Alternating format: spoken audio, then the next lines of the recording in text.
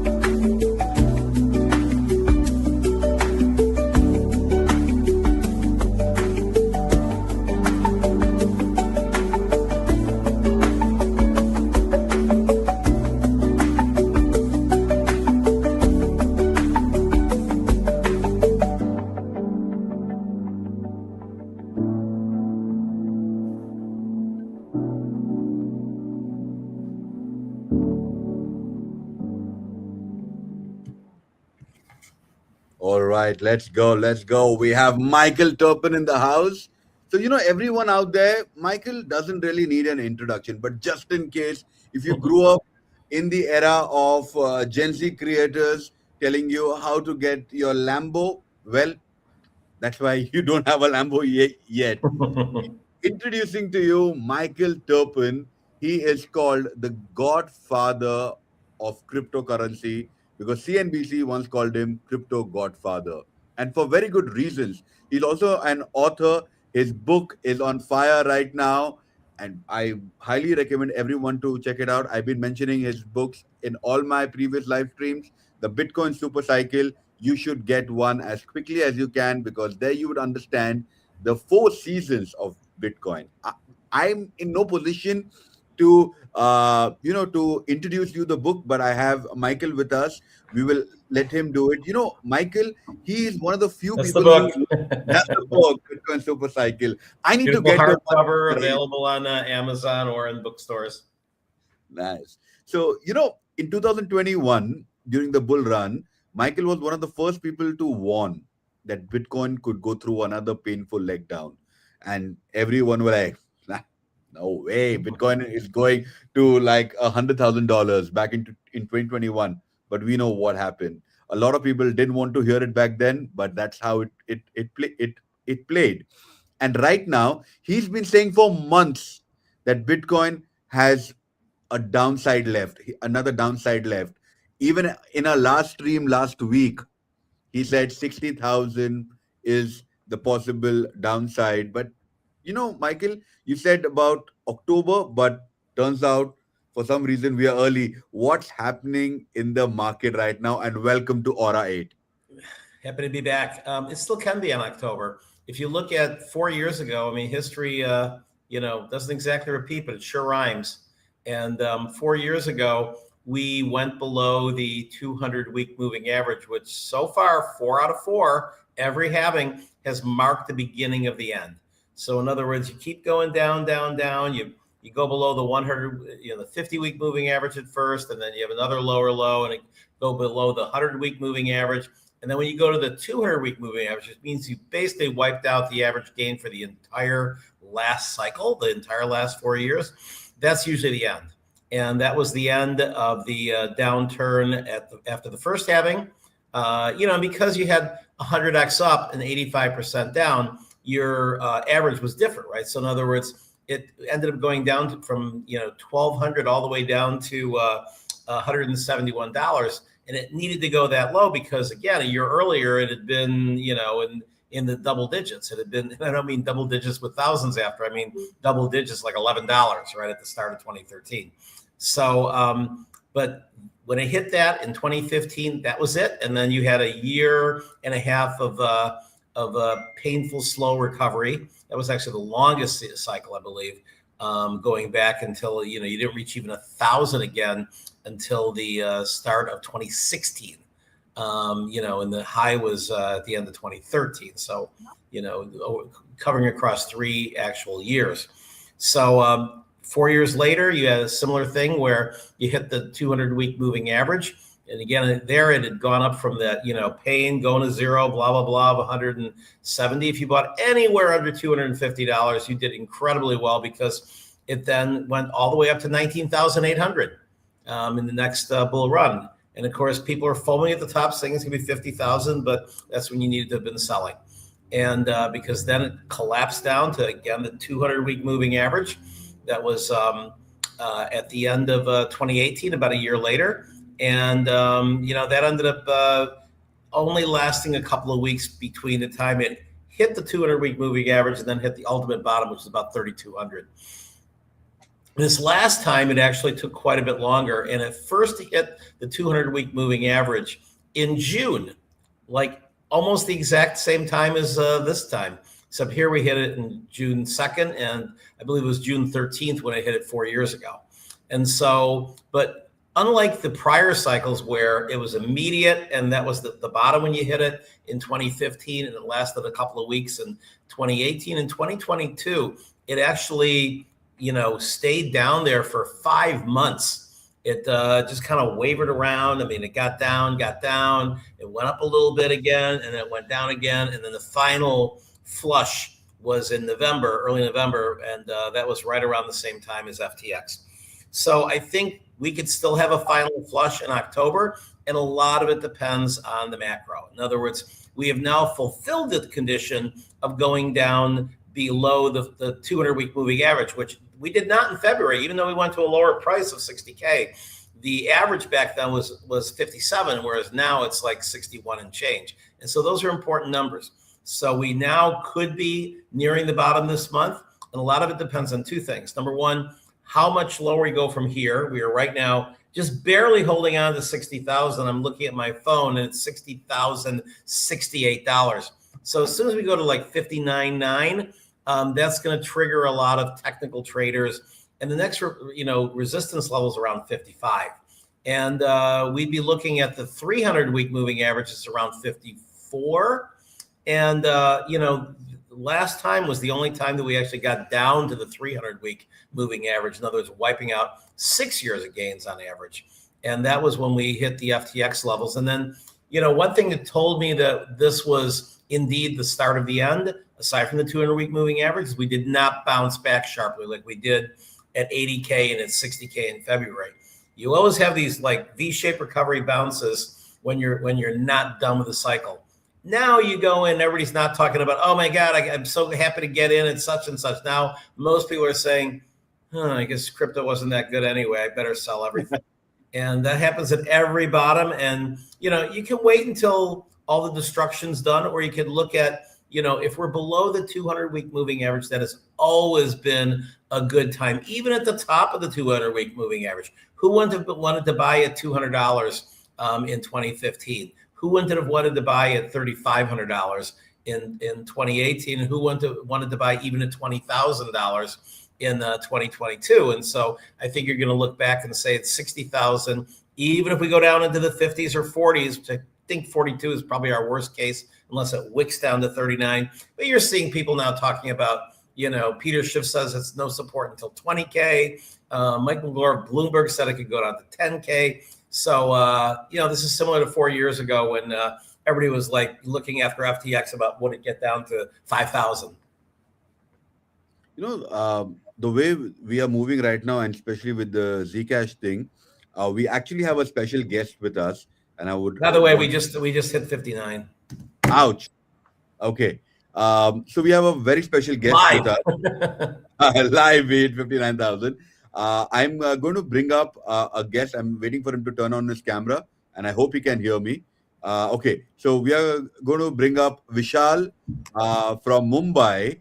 For the guys who don't know Vishal, Vishal is the first entrepreneur in India to actually do a 100 million exit. He's also active in the Web3 space. He is the original.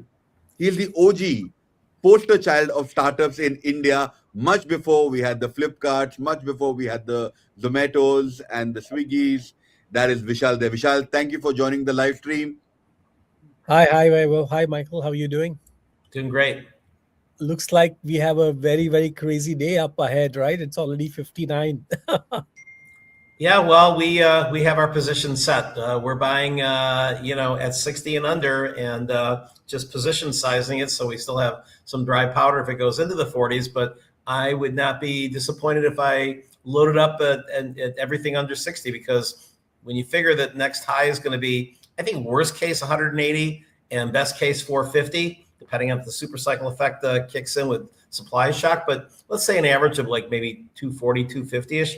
That's 4x from here, and 180 is 3x from here. So, yeah, it's better if you get in at 45 if that happens, but it might not happen. So you have to sort of position size and just say, what's good enough? And I think historically, anything below the 200-week moving average is good enough. No, I think, but more than the price, I think it's a very crazy time that at one end we are looking at Bitcoin and crypto crashing, but on the other end we are looking at the SpaceX IPO, the Anthropics and the OpenAIs going at trillions and trillions of dollars in valuation. So are you seeing this like, a flow which is now moving from liquidity inside the crypto market, and do you think everybody wants to now go to the equities? Not really, because it's a small part of the macro. I mean, since the cycle is playing out exactly as I predicted and exactly as the 4-year cycle, you can't go and say something else is a bigger effect. If it wasn't playing out exactly, then you might have to look and say what other is being affected. But this is what happens when you end up having the bubble pop. It takes about a year to slowly grind down, and people lose faith, and they always look at some other better investment or something that's the reason. I mean, this is actually probably the lamest reason for the crash that we've ever had in terms of you're looking for who to blame, right? The very first crash, when it went from 1,200 all the way down to 171, Mt. Gox, the largest exchange in the world, it was like 80-something% of all Bitcoin was traded there, went poof, and money disappeared. That was a much bigger deal than Michael Saylor selling 32 Bitcoin out of 830,000, acting like that's the end of the world. 4 years later, you ended up having, really the civil war in Bitcoin when you had Bitcoin fork and then fork again and then, fork again. And you had Craig Wright with the Bitcoin SV, which nobody even talks about. It's worth like $10 now or something. And Roger Ver with Bitcoin Cash fighting each other and both claiming that they're going to win. And Craig Wright saying he was going to kill Bitcoin if he needed to. That was a little bit more than Michael Saylor selling 32 Bitcoin. And in 4 years ago, of course, you had the Biden administration being anti-crypto, getting rid of all the banks. Elizabeth Warren trying to make crypto pretty much illegal to own and do anything with in the United States. New York State doing the same thing. And then you had FTX basically, for their mind, proving them all right. And people are saying, oh my God, this is going to really go to zero. You won't be able to trade it anywhere in the world. That was worse than Michael Saylor selling 32 Bitcoin. No, absolutely. What is your view of these perps exchanges, right? I think part of the whole thing was everybody was leverage trading. And I think that kind of also, all these liquidations which we are seeing, that's also a huge result of the leverage trading which is going on. Right. Well, I mean, this is certainly the highest percentage of derivative trading that you've had in any market, but we're still nowhere near what the stock market is. The stock market globally is about 80% derivatives, and crypto is about 20%. And most of it is non-US. Obviously, the fact that, Hyperliquid is up almost 400% in the same time period that Bitcoin's down by half shows you where the money's going.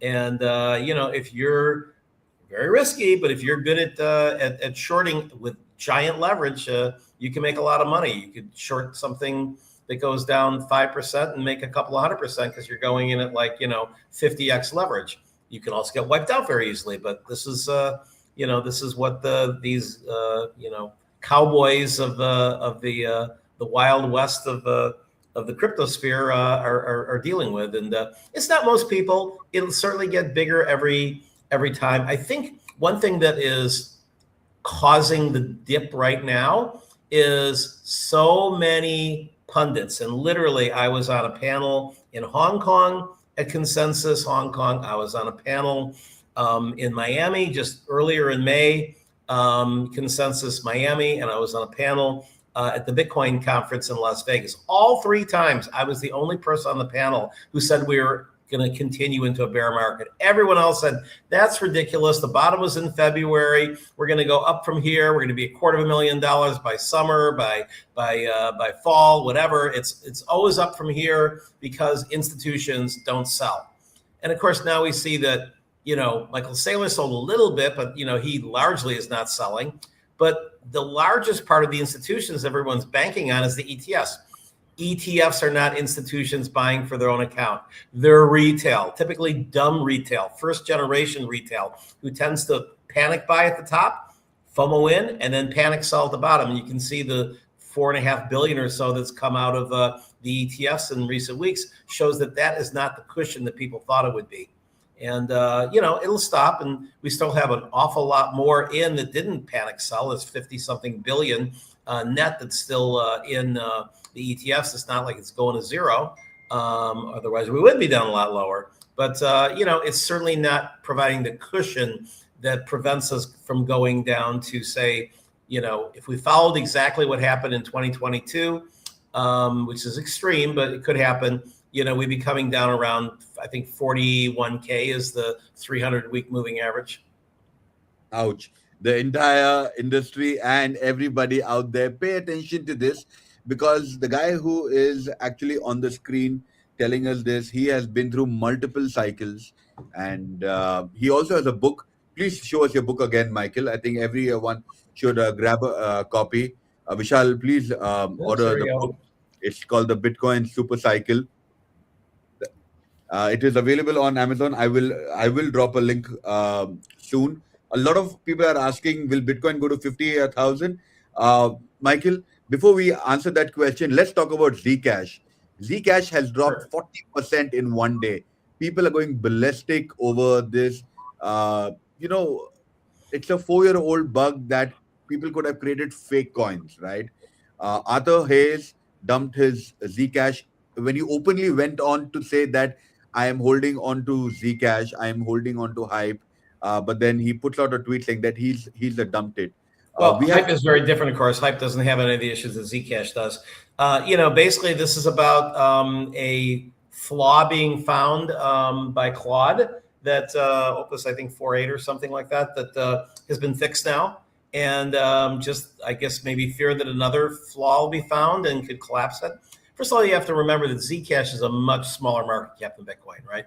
$1 trillion and change for Bitcoin, even at this price. And I think it was 9.5 billion until the crash happened in Zcash. So orders of magnitude difference. So a smaller asset class is much more susceptible to people pressing the sell button.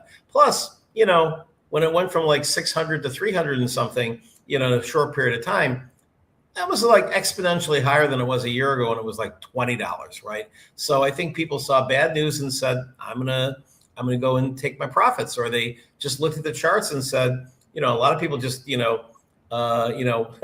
OG friend of mine 15 years ago, I was like, what's your trading strategy? He goes, simple. I buy what's going up and I sell what's going down. And oversimplifies trading a little bit, but that is kind of what you do when you watch the charts. And so if all of a sudden Zcash is up, and it just starts trading the other way, it's a good time to press the sell button. Do I think Zcash is going to die? No. Do I think it might still have a little bit further to go down? Probably. And we'll see if that affects the whole privacy narrative.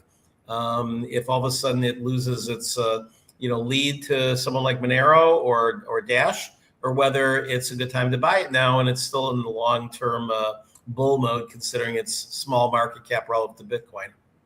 Our common friend David Chum is also a very key factor with both Zcash and Bitcoin.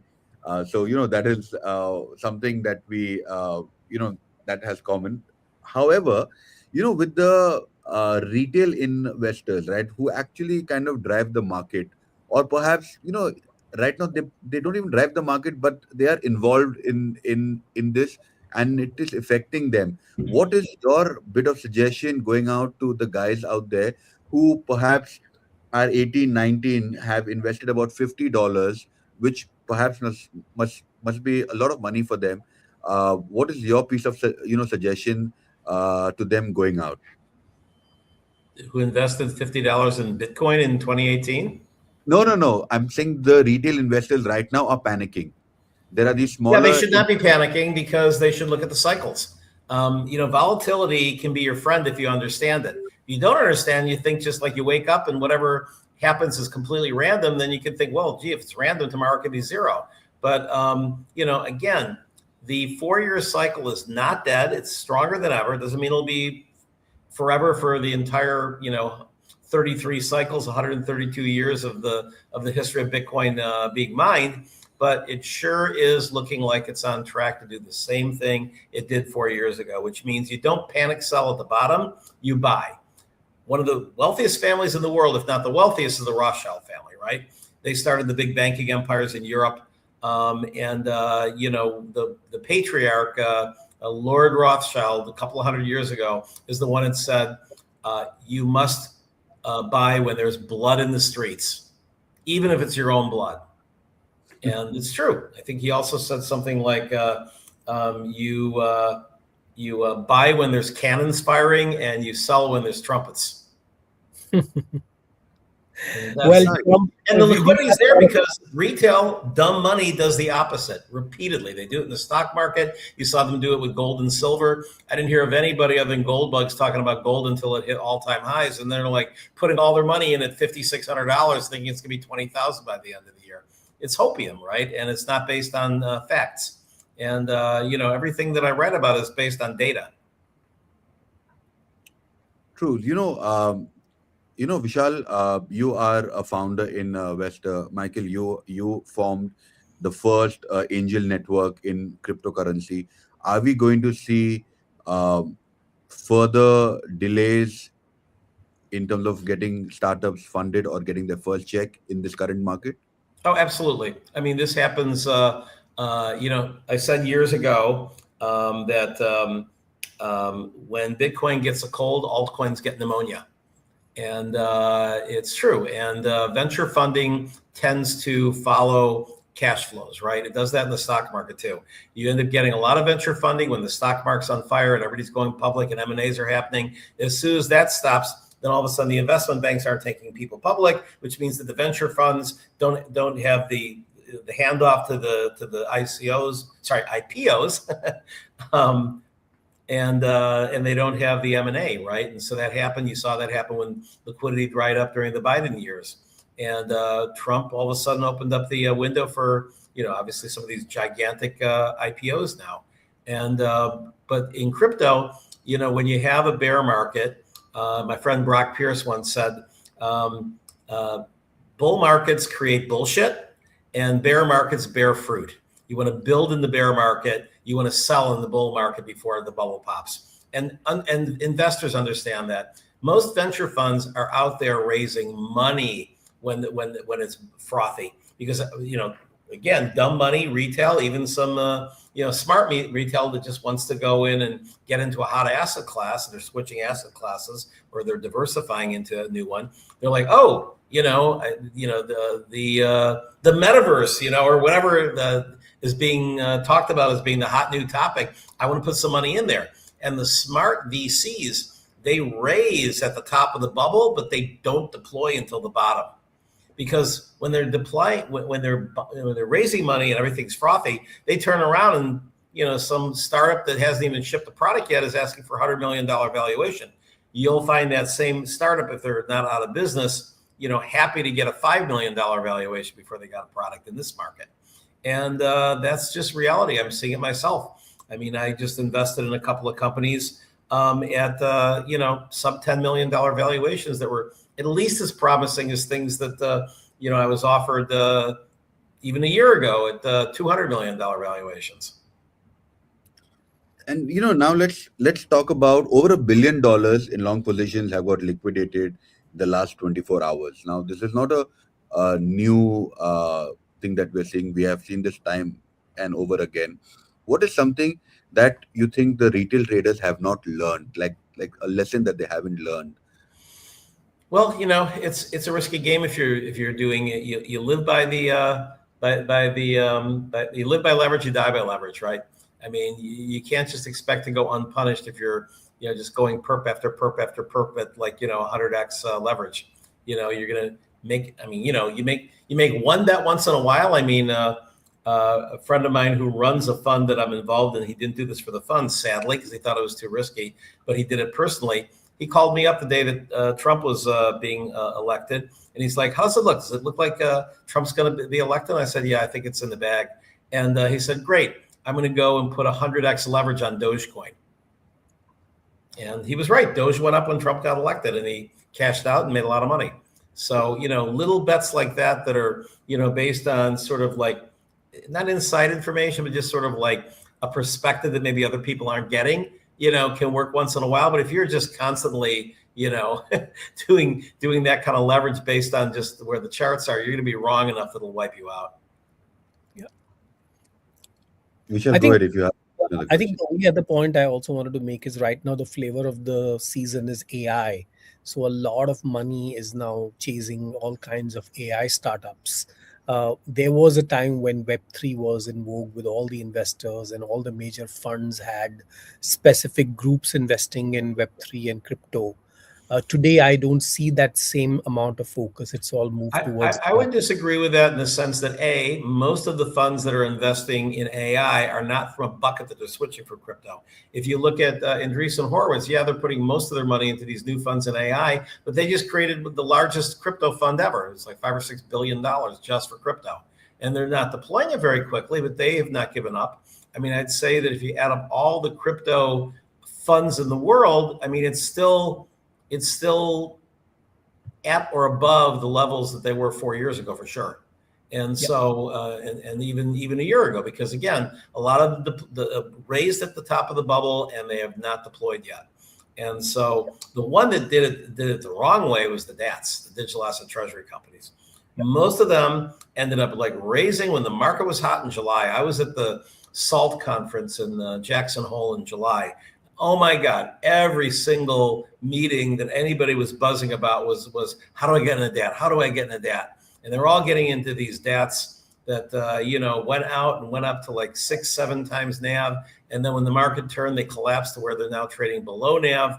And, they couldn't get out for 6 months. And that's about what it took for them to collapse, sometimes a year. And so now they're all crying. I mean, if they had gone and taken the money and held on to it and waited for the market to crash, they would have been in much better shape.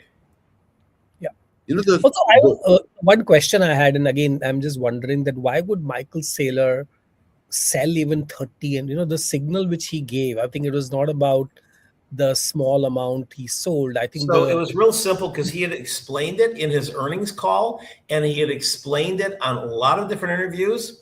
And I thought he was pretty clear in the explanation, but the enemies of Saylor basically use that as an opportunity to whip up FUD. I mean, look, JP Morgan, Morgan Stanley, they don't like him being out there because they want to have all the institutional money go into the ETFs that they control, right? And that they get, good fees on, not just trading fees, they get some trading fees if you're buying or selling, STRC or MicroStrategy or Bitminer or whatever. But, I think that it was just a lot of FUD that was unanticipated by Saylor. Because what he was fighting by not doing it was he had credit agencies saying they were counting all of his Bitcoin, $65 billion worth, as being worth zero because he publicly stated he's never going to sell it. So they said, well, we can't give you any credit because you have an asset that's illiquid. And so he thought, well, all I have to do is sell a little bit to show that I can. And then all of a sudden, I now have $65 billion on my balance sheet. That obviously turned out to underestimate his enemies. And immediately, Jim Cramer gets on TV and said, Saylor killed Bitcoin. I don't know what he's thinking. Saylor just he murdered it. This was yesterday. And, and then Peter Schiff came out and said it's going to 20K before it goes to zero. And just everybody just piled on. And the dumb money sold. And people got wrecked if they were long at that point. And so it was again, compare it to FTX. Selling 32 Bitcoin out of 830,000 Bitcoin does not mean he can't pay the dividend. Far from it. He's got several $1 billion of cash to pay the dividend. I'm shocked that we've seen this twice before where the price dipped in November and the $100 kind of par value of the STRC, which it's a stock, dipped down to about 95. The next day it went back up. It did it again in February, dipped down to like 95 and then went back up. It's now dipped down to about 94 last I checked for about 3 days, which is kind of crazy for something that is going to come back up again once rationality takes hold. No, but that's exactly what I'm saying, right? I mean, he did not have to prove that he can sell Bitcoin. I mean, it's like if I have gold, I don't need to prove anyone that I can sell gold. And, I mean, Taylor said on record several times that credit agencies were counting his Bitcoin as zero. And that was something that he wanted to avoid. And so now they can't say it. So it seems very odd to me that anybody would take a liquid asset and just because you haven't sold it, it's like saying Macy's, because they haven't sold all the real estate they own, that the real estate is worth zero. Exactly. Yeah, exactly. That was quite odd. Anyway, but we live in very, very crazy times. I've never understood bond analysts. They're usually wrong. They were the ones that in the early 2000s said that Amazon was a sell at $3 because they weren't going to be able to pay off their bonds and blah blah blah. And of course, that was selling Amazon at $3 would be about the worst thing you could do since it went to 3,000. Let's talk about. A lot of people are saying that this time the 4-year cycle is not going to happen. Let's touch base on that again. Clearly, it's happened. It's provable. It just repeated exactly the way that the 4-year cycle works on time. I mean, how can you say that the 4-year cycle didn't work when we ended up hitting the top of the bubble exactly when I predicted, which is exactly what the classic 4-year cycle says, the fourth quarter of the year after the halving, 35 months after the bottom, 3 times in a row. And, and then I said that we were going to be about a year until we hit the bottom, that it might be a little bit earlier. It depends on whether you count the 23 months that historically has gone from the initial high to the low, whether you count it from the initial wick that happened before the halving, where you had a technical new all-time high the first time ever before a halving, and then you had the real all-time high for the cycle in November. So 23 months after the March 24 high is February, when you had a nice dip.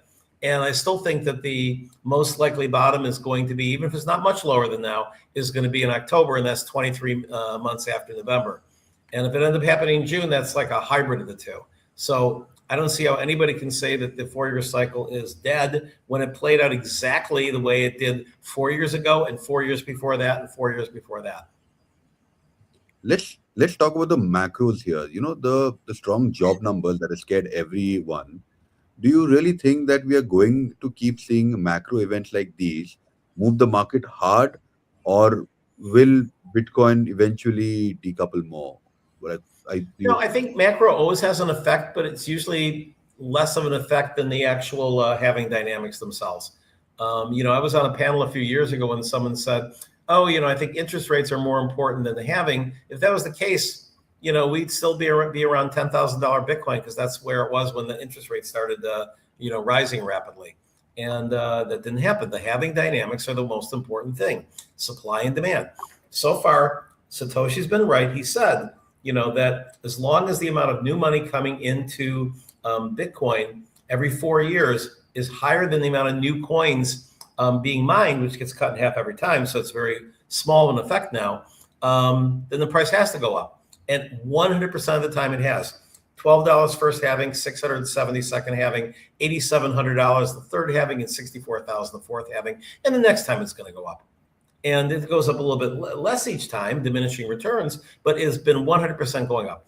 And my thesis with the 4 seasons of Bitcoin is that all the volatility that scares people and sends them into FOMO does not happen from math. It happens from fear and greed. And my 4 seasons of Bitcoin is that the greed and fear happens in 4 tranches in the same exact order. Bitcoin spring, the day of the halving, things stay flat because for every miner who's selling, because the price all of a sudden, they've gone from making a little bit of money to losing massive amounts of money. They have to turn off the machines. You'd think that the price would drop because of that. It doesn't. It stays flat because for every miner selling, somebody else who understands the cycles is buying. But you don't see a net increase in the price until you get a new all-time high, even by $1. At that point, that's Bitcoin summer, goes up like a rocket ship, usually in 2 stages. First stage launch, and then it kind of peters out in the middle, and then second stage launch, and that pops when there's nowhere else to go. And we had this last time a little bit earlier than I expected, but tariffs were the macro that basically kept it from going to where I thought it should have, about 180, 190. And that's because every time it started getting on a roll, you had Liberation Day crashed it, and then like China tariffs, and then it was just like every time that this tariff thing came up, it just, just shot a hole in the momentum. And enough people who had held a lot of Bitcoin had seen us hit 120 as a ceiling in January around Inauguration Day, and then in July, and then in August, and then September. And finally, when October came, and they got, the big whales have the OTC desk knock at the door and saying, hey, you want to take a couple $100 million off the table? And for the first time, they could get that in one check from a bank, as opposed to going on local Bitcoin or something. Enough of them took it off the table. And again, it's not the first time in history that whales have sold. And them selling does not mean that they've panic sold and they're out of Bitcoin. They're buying back right now. You can see it on the wallets. The wallets historically, the OG whales that other than the ones that never sell for tax reasons or for religious reasons, the ones that sell some of their Bitcoin, they tend to sell within a few weeks of the high, and they tend to buy back within a few weeks of the low. They know the cycle, they honor the cycle, they obey the cycle, and they make a lot more money than the people who just buy and hold. I have to get down. Certainly a lot more than the ones that panic sell at the bottom. Thank you, Vishal, for joining us as a surprise guest. It was fun having you over, and I need to talk to you about your looks maxing. You are looking about, like, say, maybe 13 years old now. So we need to talk about that. Bye. Great, thank you. I work out, I keep in shape. Lovely. The entire, tell me something. Now, a lot more than maybe 95% of the people in this space. And what is the question perhaps that I'm not asking you right now, and you think that everybody should be listening to you and on that particular subject? I guess just why do you follow the crowd? Why do you follow the fear of the crowd when it's been wrong every time so far? And I look even in, I'm in a channel of OGs and they're all going and panicking. And I'm just going, guys, we've been through this before. No, this time it's different. No, this time it's different. Why is it different? This is actually less problematic than what happened 4 years ago, 8 years ago, 12 years ago. And so I'm pretty calm. I've got my buy orders in, already sold some at the top, and I still have a forever bag personally. But it's like the whole idea is you make more money, and obviously it depends on your tax jurisdiction. I'm in Puerto Rico, so I don't pay capital gains. There's about 1,000 of some of the crypto world down here. There's a lot more than 1,000 investors in Singapore, in Hong Kong. I think several places in Europe don't have capital gains. And so if you're in a zero capital gains, you really should be doing this strategy even more so than if you're, in New York or California, and half of what you have goes to taxes, or someplace in Europe even more. Let's talk about majority of the world's favorite topic, meme coins, altcoins. Would we I don't think anybody's talking about those anymore, right? I mean, I guess there's still some of the OG coins are not completely dead, but they're all wounded. They're kind of, the only coins that didn't get really crushed of the alts, in this cycle so far have been the privacy coins, and obviously Zcash that's had a pullback, and the AI coins, particularly, and the trading, the DEX coins. And I said months ago that those were kind of the hot narratives, and they've been part of the kind of like rotation that happens oftentimes this time of the cycle, because as people are selling Bitcoin, they got to put it in somewhere. Some of them put them into AI stocks or put them into Intel or chip stocks or whatever, but some of them decide to keep it all in crypto, and they put it into an area that they thought was undervalued, which I'd say are the DEX stocks, particularly Hyperliquid, the AI tokens, not stocks, tokens, particularly Venice, and I think Morpheus is undervalued. I'm an early investor there, and then also the privacy, and I think there's a lot of the privacy ones that are probably undervalued. Okay, we are 40 minutes in the stream. I have 45 minutes of your time today. I got about 2 minutes left. Yeah. Yes, I'm going to ask you one last question. If, God forbidding, if you just had $1,000 without your connection, without your credibility, what would you do with that I think 1,000? it depends on, where in the world you live and, what you need 1,000 for. I mean, if that's going to be something you need to use for rent or whatever, I'd keep it in, in tether. So at least it's devaluing it less than perhaps your local currency is. But if it's $1,000 that's play money that otherwise you're going to go and spend in a nightclub, I would say, Bitcoin's your So, safest bet, especially this time so, of the cycle. so the options, let me, tell you, AI stocks, AI tokens like, Fetch or Bitcoin's Zcash. What would give me returns that I could actually, So quickly the get safe in? choice is just put it in Bitcoin, because if you set it and forget it, your $1,000 is going to be worth 4 or 5,000 in 3 years. If you want to go and you're young and you want to go and say YOLO, I can lose everything, but I might make 100x, then it'll be a token that you've never heard of. I mean, most of the existing tokens are not going to go 100x, but maybe some of the small market caps. I could certainly see, Venice, if you got it in at 2, I could certainly see it going to 100 at some point. So that would have been a 50x. There's always 100x in a hot category, and we're at the bottom of the market right now. So you have to see, is that Tau? Tau's around $200. There's certainly people that think it's going to be the next Bitcoin, which means that if it goes from 200 to 20,000 in the next couple of years, that's 100x, right? So, there's definitely, you have to do your research. If you don't want to do your research, just put it all in Bitcoin. If you want to do your research, then go and put half in Bitcoin, so that at least if the other part goes to zero, you haven't lost the other. I mean, I tell you that there's very few scenarios where if you're buying $500 of the Bitcoin, it's not going to be worth 1,000 in 3 years. Only double. I mean, it would only have to get up to below the last all-time high, which we've never had. We've never had a 4-year cycle where the next high, the next halving isn't higher, the next all-time high isn't higher. So that would be my not financial advice, but my suggestion to someone with $1,000 that they want to What grow with some safety but some upside. What do you think? We are going to be meeting again next week around the same time. Yeah, I Till think we're then, moving it ahead a little bit, so I don't have yeah, to jump on yeah, this scheduled weekly call that I can't get yes, out of. yes. We will move this ahead. But what do you think? Will we see it going further down? I know a week's. Well, we bounced off of 59.9, went up into the 61 range. Now we're back at 68. So again, not a great big bounce. There were people who probably had buy orders at 59, but we now are at a new all-time low. So we did go lower than we did in February. So I'm right about that one. February was not the low, and I think we're still going to go lower. I think I've long projected 57K. I think we'll probably go a little bit lower than that. I don't think we're going to be going. We might go below the 200-week moving average, but that'll probably be something that slowly grinds and takes until October. If we go rapidly below it, then that's probably it, and this is the bottom. It all depends on how rapidly we go. If we flushed out all the sellers, then there's no one left to sell, and then people start coming in buying.